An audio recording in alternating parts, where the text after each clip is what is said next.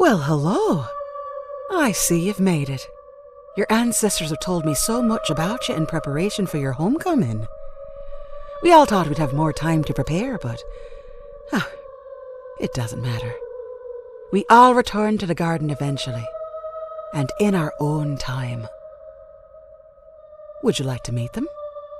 We can start with the eldest, the prehistoric kinfolk that laid the foundation for your lineage. Their spirits are old, and their names are forgotten, but the essence of their being remains tethered to the land. Time has a way of dimming the details, but even eternity could not erase the legacy of the dead completely, especially not when one of their own passes through. Come, child. Your family awaits.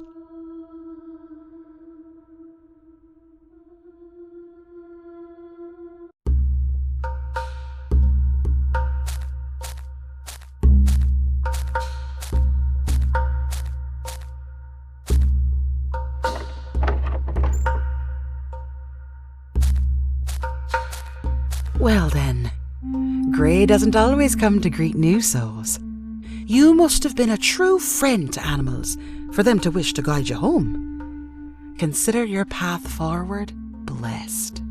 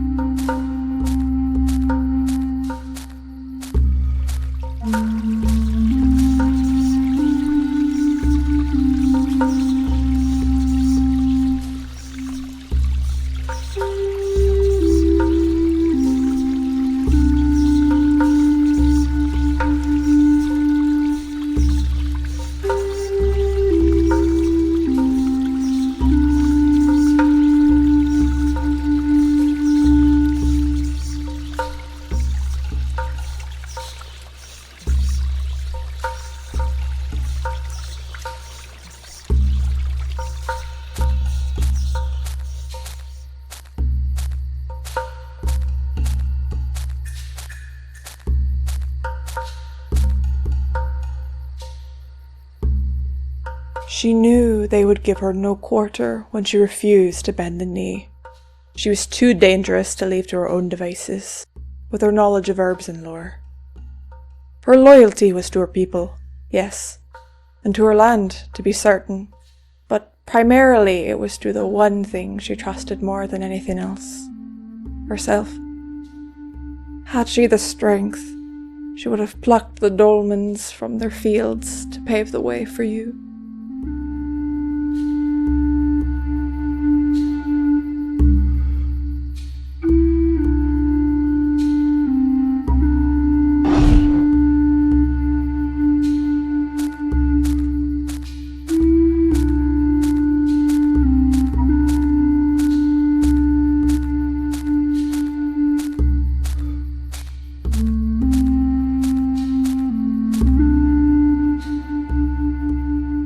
He chose the stone that would be his companion in death. It was cool to the touch, but not cold. He remembers this because that winter had been bitter and wet, and he knew he wouldn't see another. But the stone was a comfort, knowing it would stand vigil while he could not. Something of him must remain to protect those he left behind. He smiled when you were born, for he knew you would carry this stone with honor.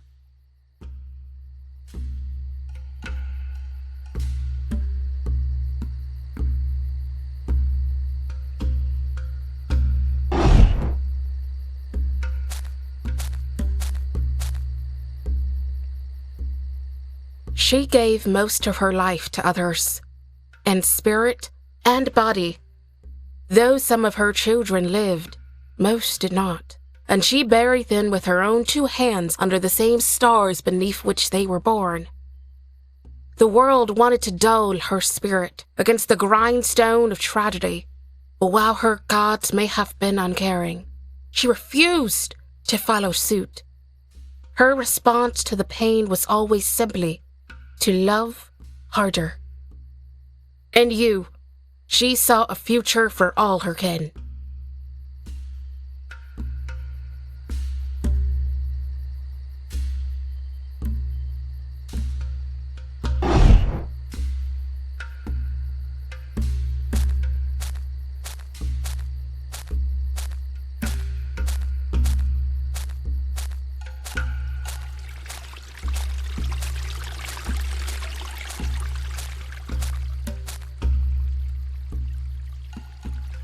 Their childhood was normal until it suddenly was not. They called them a changeling, a malicious fae, for expressing a view of the world their kin could not understand. They cast them out before their 13th year, condemning them to the wilderness, but they refused to concede, refused to die, as those who had shunned them assumed they would. They survived, through sheer force of will, until the bitter winter finally took them. And yet, in their last moments, they could only think of how beautiful their homeland was. They wept at the news of your death, for they, more than most, understand the path that brought you here.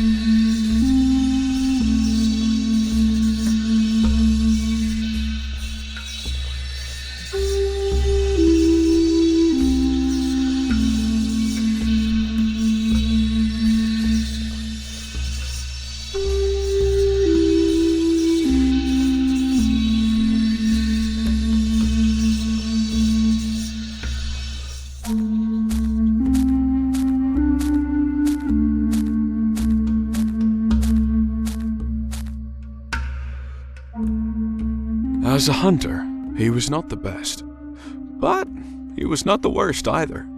He gave his all, and he gave it consistently. To the hunt, to the kill, to the final act of delivering the meat for others to make into a meal. For him, it was not about the taking of life, but giving life to others. Existence was an intimate thing to be met with joy and bare hands. And when he died in the forest, he went down singing. Your spirit, he told me, sings much the same.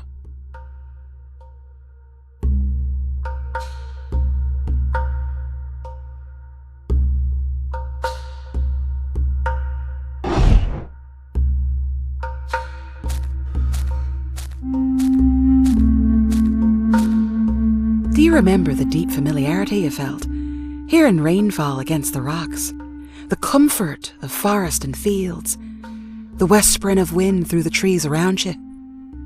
That tug on your soul reaches back through the ages. It is ancient, and it was born in this place. Every moment of your life, this was with you, a part of you.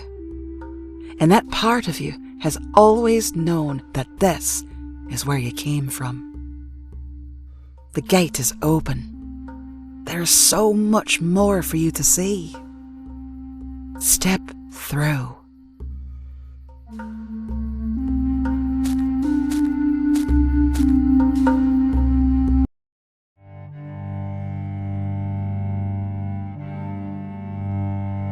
We step now into the beginning of recorded history.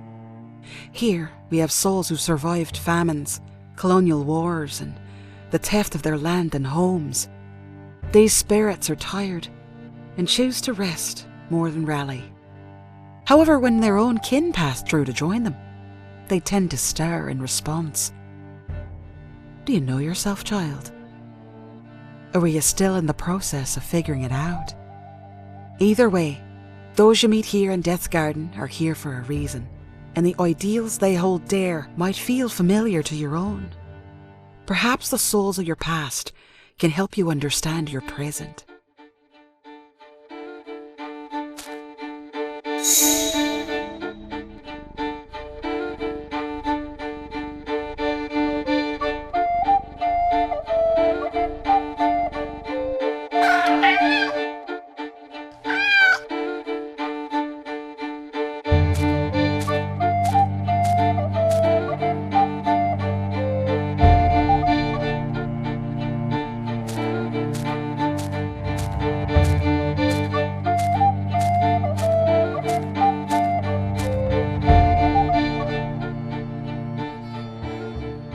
Life in County Armagh was hard for young girls. It was even harder for young girls who woke up each morning desperately wishing they had been born boys. Niamh knew this pain in her bones, and while she tried to suffocate it through her household duties and weekly mass attendance, it only grew alongside her as the years crept by.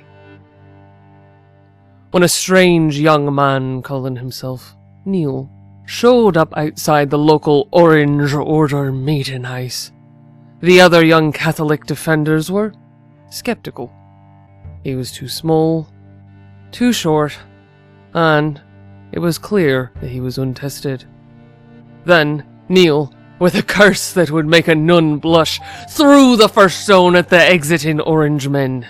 The others quickly followed suit, casting a hail of projectiles down on the heads of the hated Unionists. Neil immediately became one of the boys. No one questioned his courage again, and his heart felt complete at last.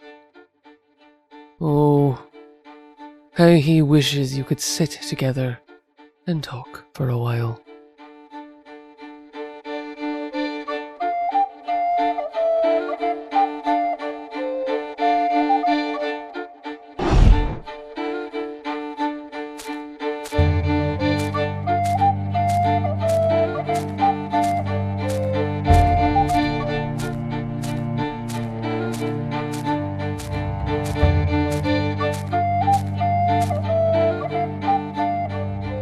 After her husband died of some wasting sickness, Aoibhinn took a job as a housekeeper for a local British family. They were some low-ranking flavour of royalty, and often held meetings in their kitchen with English authorities to discuss troop movements, trade routes and supply stores in the area. Meetings that Aoibhinn quietly served, keeping her head down and her ears open. After the Battle of Yellowford injected a new thirst for rebellion into the countryside, Aoibhinn watched as her Royal English family grew concerned, wary, and eventually scared. On the day the villagers' defiance finally turned violent, the royals went for their guns, only to find them and Aoibhinn as scarce as their chance of escape. She did not revel in the slaughter, but she did not lose any sleep over it either. Whether the best or the worst of us, fate comes for us all.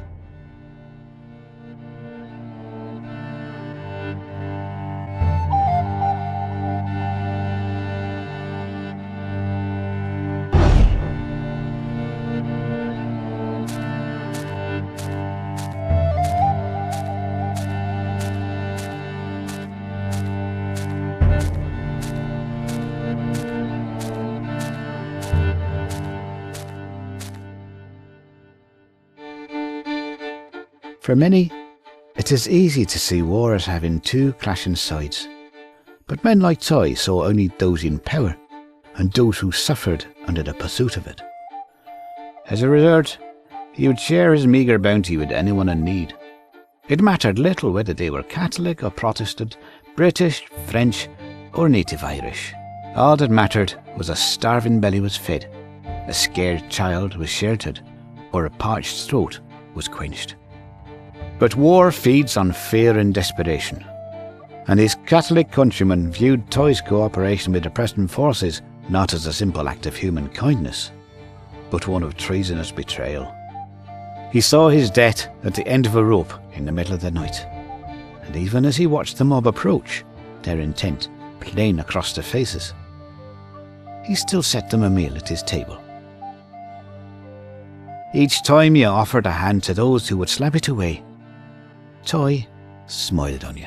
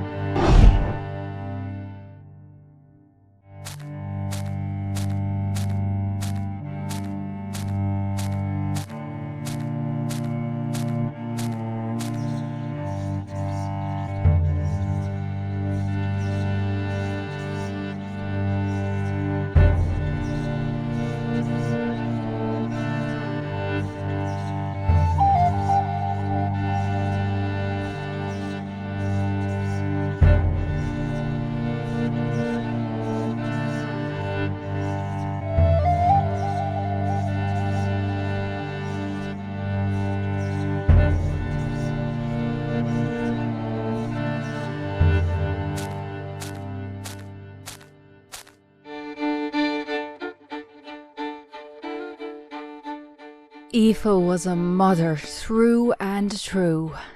After raising 8 children of her own, she became the whole town's mother, never hesitating to discipline, praise, or feed the neighbours' children as her own. So when a bedraggled, skinny young lad named Aidan showed up on her doorstep begging for scraps, she didn't question it. She simply ushered him in, told him to wash up, and sat him at the table for supper.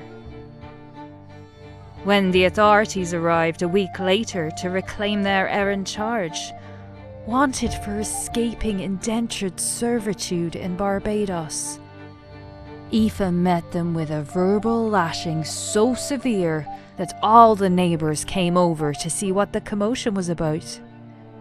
The authorities left hats in hand and never returned. And Aidan was still at the O'Neill homestead when Aoife was laid to rest beside her husband a decade later. You would have accepted him too, she knows. You've accepted as much and more.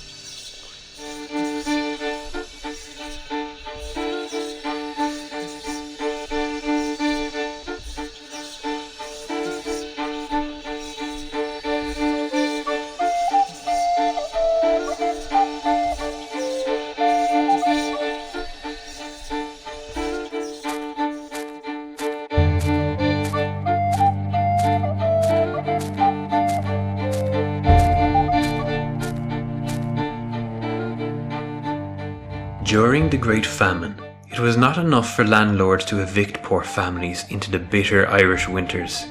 Many also destroyed their houses after their tenants left. The worst of these were the absentee landlords, living comfortably in London and leaving gluttonous middlemen to manage their affairs for them. Patrick was not a man many considered brave. He worked the field, raised his children, and did right by others, but he was quiet and kept his thoughts to himself. When the time came for his family to be evicted, however, something inside him awoke. The murder of Major Dennis Mahan in Roscommon was fresh in everyone's mind, stoking the flames of rebellion from the ashes of fear and starvation. Patrick stood in solidarity with his neighbours, prepared to die for their right to live. The skirmish was brief, but in the end their bravery outlasted the greed of their oppressors. They were allowed to stay on their land. He wants you to know, even when you felt your courage was born of fear, that it was powerful.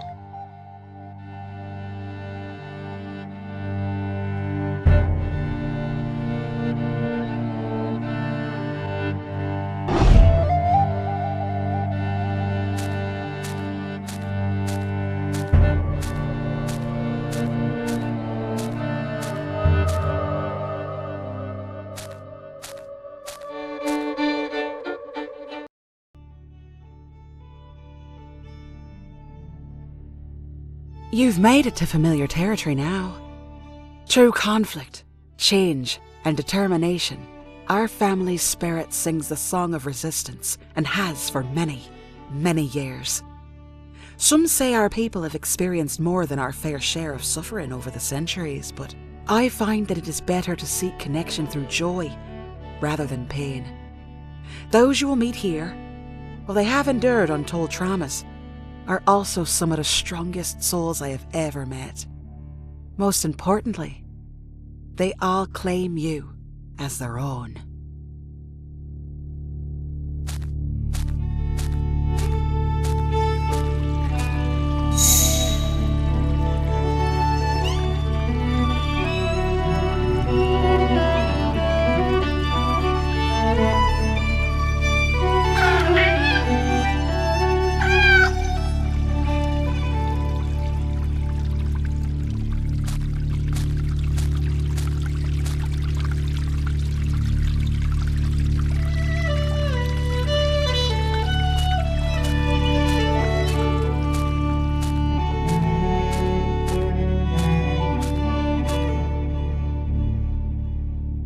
When he joined the resistance, he believed in it.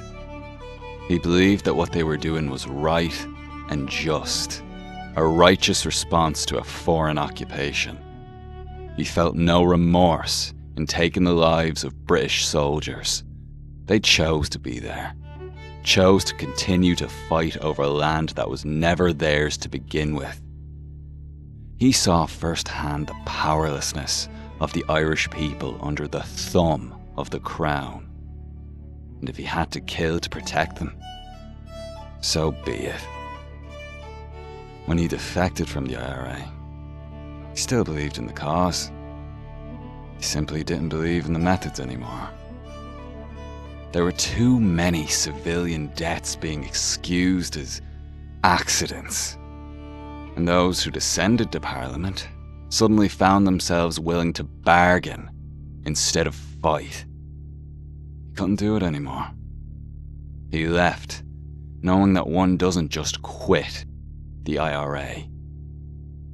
When his bullet came, he accepted it. Sometimes loyalty isn't an oath or affiliation. Sometimes it's the hum of your blood in your ears, even when the tune is difficult to hear.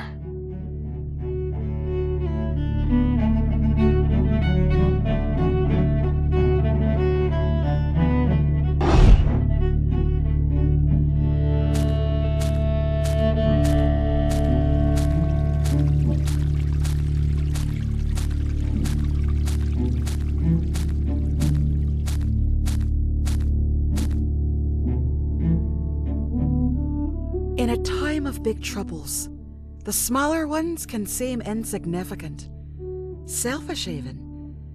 And yet, even when she fell asleep each night to the sound of fighting in the streets, it was a mundane betrayal by someone she held dear that felt like a bullet between the eyes.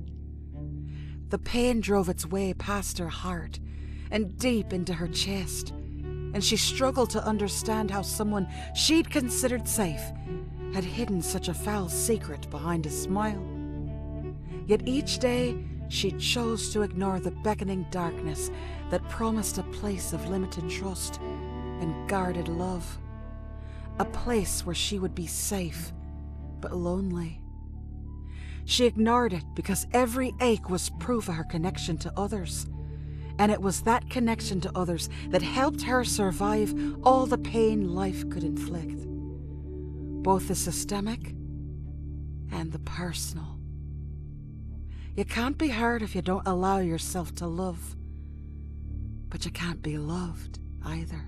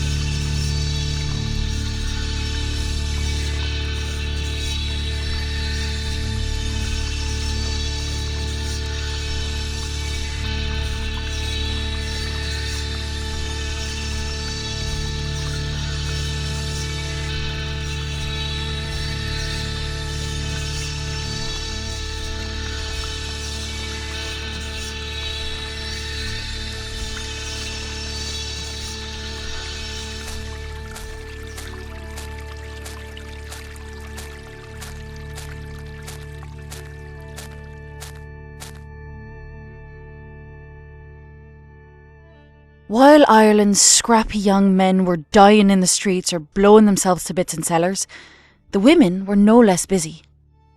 They fed fighters, they sheltered dissidents, they built the chain. Housewives, mothers and maidens leaning out of tenement windows, passing guns hot for combat right under the eyes of British soldiers. No one could break down, clean and hide a firearm better than a Republican woman. Many of them understood how the parts fit together before they'd even fired one themselves. The British may have known, but their bias was stronger than their self-preservation. They never suspected the old, and they rarely suspected women. She carried hundreds of weapons and supplies past RUC checkpoints and was never once questioned. Sometimes she reached past a pocket full of rifle ammo for an apple to offer one of the tired soldiers. They'd always take it with a smile and wave her through. There are many roles to be played in the revolution. You played yours well, too.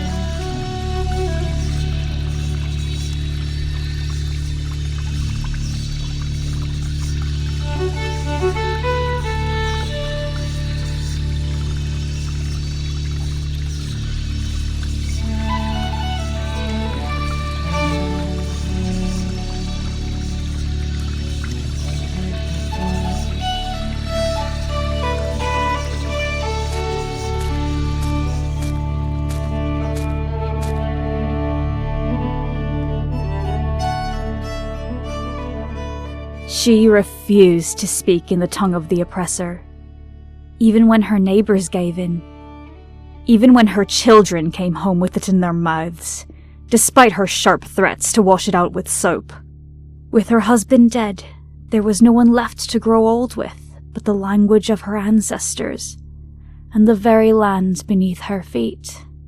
She spoke Irish to her garden.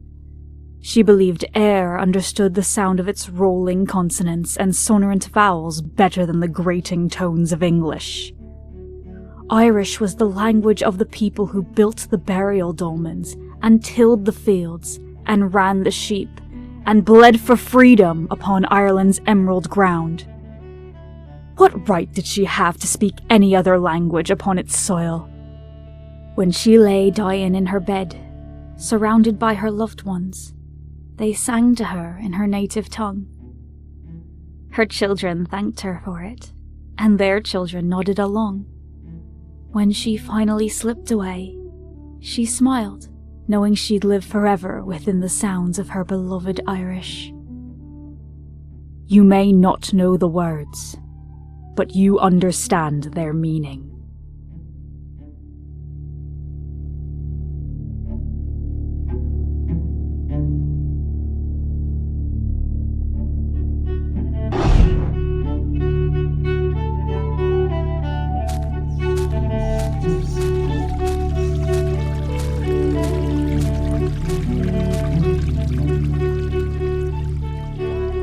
They often felt like they won freedom by the skin of their teeth. What with Lifford separated from occupied land by only a river and a tenuous treaty? Their pub had once been a place for rowdy British soldiers to boast. Now, instead of seeing the black and tans marching down the street to their garrison, they'd receive refugees late in the nights, knocking on their door in hopes of a bed and a meal. They accepted everyone, of course. How could they not, living the way they did? Two unmarried, very close friends. Everyone knew, of course, and they were well liked, but maintaining plausible deniability about the true nature of their relationship was key to their safety. It was because of this understanding of their own fragile security that they never asked questions of their late-night patrons. Some bore the marks of battle, others the marks of retribution. All they concerned themselves with was the safety and comfort of these visitors while they were under their roof. A soul in need is a soul in need. And who are we to judge them unworthy of compassion?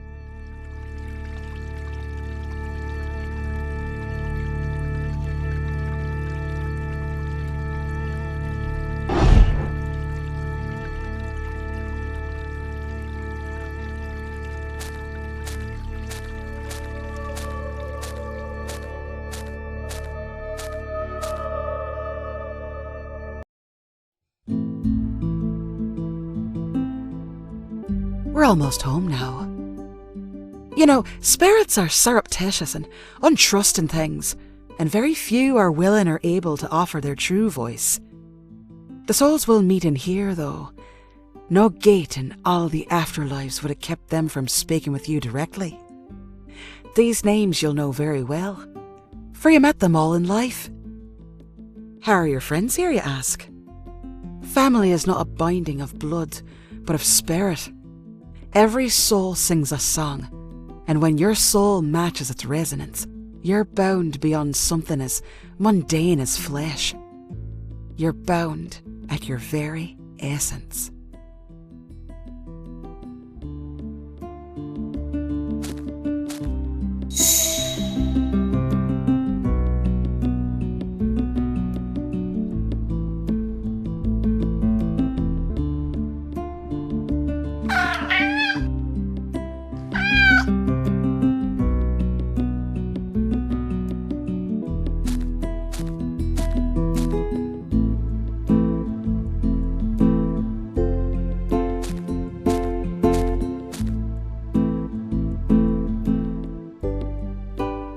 You may not remember me, but I remember you. I held you as a child, grateful to meet another soul to carry the family banner. Far be it for me to wish burden upon an infant, but something in your eyes told me you would have the right armor to withstand the fire. Looks like I was right. As boys, we never thought we were changing the world by throwing stones at a stoplight. All we knew was the generational trauma the British burned into our blood and the need to do something, anything, to feel all right. Each time that red light flickered out with a rain of glass shards against the street, leaving only the green to shine, we felt like we'd reclaimed something stolen from us. A small thought from small boys indeed, but something that grew into a legacy that lives today.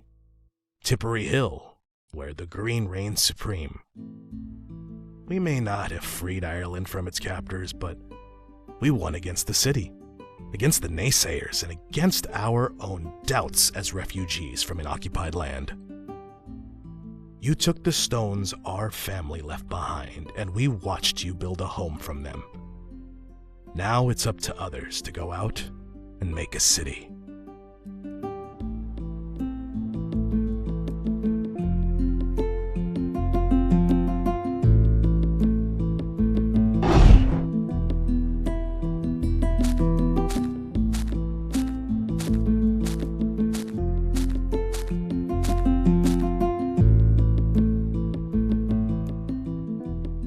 Our day brightened every time you walked through our door. People often say that home is a feeling, not a place. But for me, it was quite firmly both. My home was always open to whatever souls needed use of it. Acquaintances would comment on our generosity, but it didn't feel lofty or magnanimous to offer sanctuary to kids in need. It just felt right. We made a family of everyone that passed through our doors, and all we asked in return was that people respect each other, lead with kindness in all things, and take their dishes to the sink, of course. It wasn't always easy or graceful, but neither are people. I am proud of the family we became. I have watched your struggle. The world is full of betrayals and people undeserving of your kindness. But no matter how many times the world tried to shut you out, you simply opened the door to it again.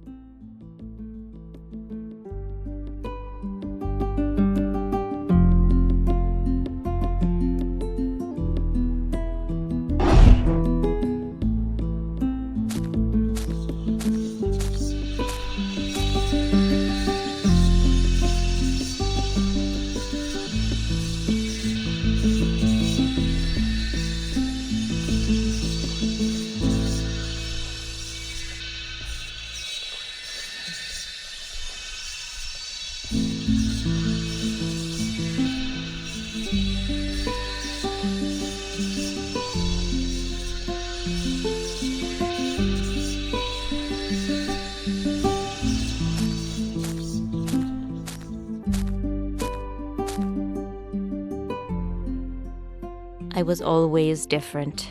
Even as a child growing up in a small village in Secunderabad, I got Wayne water in a clay jar because I thought it tasted better. I talked back, eager to be heard even when I was told not to. When I grew up, I still never cared what people said about me. That it was improper for my best friend to be a man. That I shouldn't be so familiar with the exchange students I tutor in Hindi. Or that I should take things more seriously than I did. I could never maintain that detachment.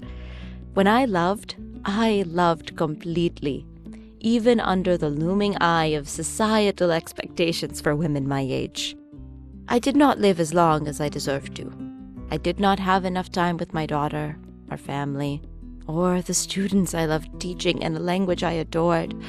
In the end, I suppose all we have is the time we're given. I think I brightened more hearts than I dimmed. That has to be enough. Thank you for helping me shine my light.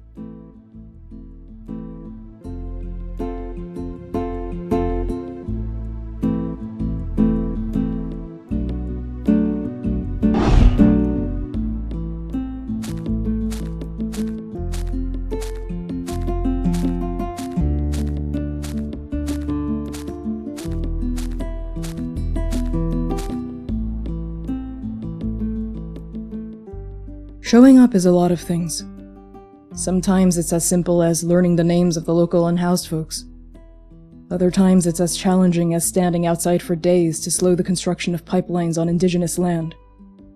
It's an entire summer documenting police aggression towards protesters and using those notes to hold them accountable when the cops were the ones committing the crimes. Showing up is rarely fun. It's often because something terrible happened. But you cultivate community amidst the heartache. Those pinpricks of light are the oil that keeps the candle lit.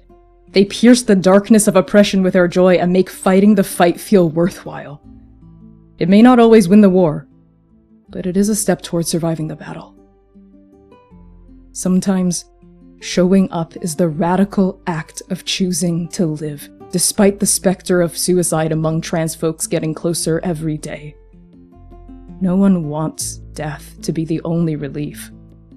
And when I couldn't show up any longer, hundreds of my friends did so for me. It did not undo the choice I made, but it reminded everyone that showing up is always worth it. Even if you're showing up to say goodbye.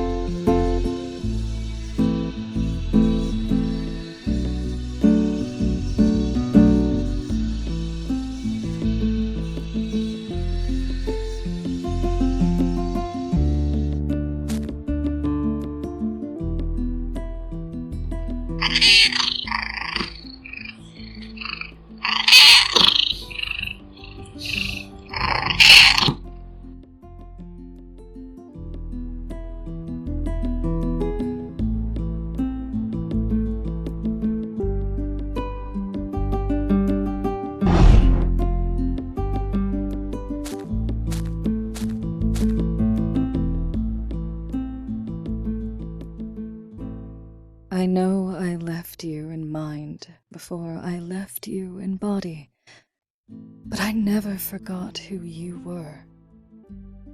Memory isn't simply limited to words and recognition. It is a concoction of emotion, experience, the feeling of love, and those who share theirs with you. Oh, it's your favorite chocolate offered by the hands of your husband each day he visits. It's the wagging tail of your dog, who has never once wondered if you know who she is, only why it is you're living so far away now. It's the firm hug from your daughter, born conveniently on Mother's Day back in 1986, allowing you to celebrate 2 life milestones at once. It's all of this, and so much more. Everything that made me who I am, and who you are as an extension of me and the life we shared. No illness, no matter how cruel, can truly steal memory from a body that's known what it is to be loved. I am free now, and I remember everything.